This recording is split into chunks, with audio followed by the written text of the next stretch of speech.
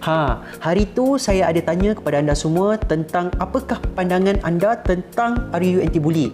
Dan Alhamdulillah banyak yang telah memberikan komen mereka. Jadi hari ini saya nak sharekan 3 pendapatan kami yang utama.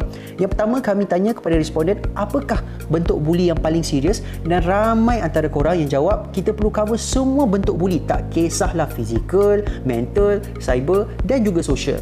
Yang kedua pula, siapakah undang-undang ini patut lindungi?